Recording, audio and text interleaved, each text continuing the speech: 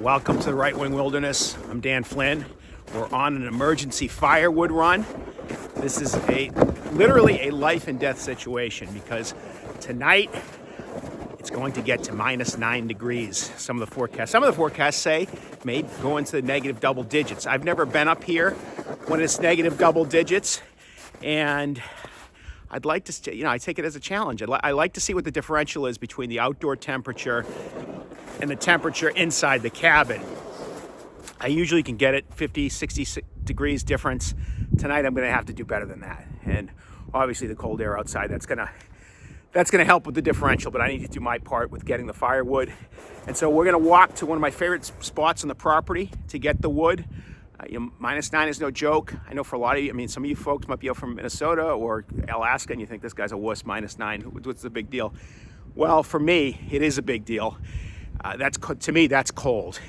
And the state record is -50 in a place called Bloomfield, Vermont. And I think that for a long time that was the record in New England. I think that's tied as the record in New England, -50. I don't ever want to be in -50, but -9, I think I can handle that with my wood burning stove. And we'll see if I'm alive tomorrow.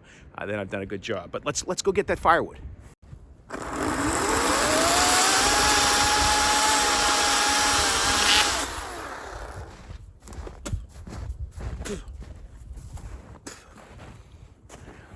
One of the downsides of using a chainsaw in an upward motion is you get a mouthful of sawdust if you're not in the right spot.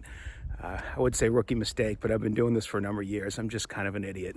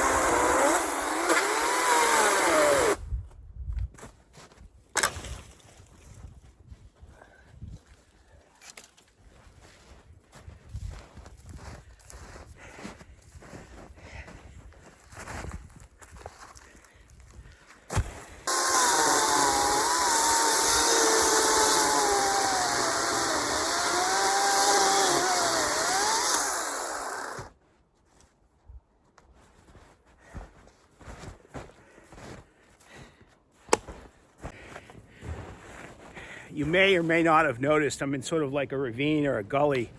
It's not natural. My property, for hundreds of years was a sawmill. Up until I think about 1950, the river was dammed up and it was diverted.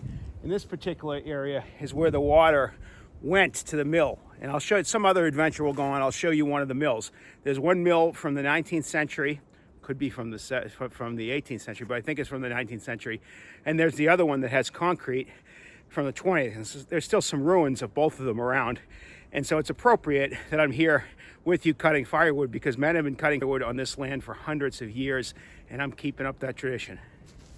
As you can see, I have a sled full of logs, and I have some more firewood in my bag. This is a double header here. I usually just take the bag, but I wanted to get more wood because I'm gonna go through a lot of wood tonight. If it gets to -9, -10, boy, to heat that place, I'm gonna need a lot of wood. I'm not the type of guy that likes to take from what's already in storage. Unless there's a lot of snow and collecting firewood is real troublesome. I generally try to collect firewood each time I have a fire. I don't like to have debt, and I don't like to certainly have firewood debt. The best news about this firewood, that tree has been dead for a long time. So listen to this. I'm sure that's not going to sound so great on YouTube, but that's the sound of really aged wood, and so it's going to burn really well tonight. I'm excited about this challenge, -9. And with this kind of wood, I think I'll survive. I think I'll live. Thanks for sticking with me.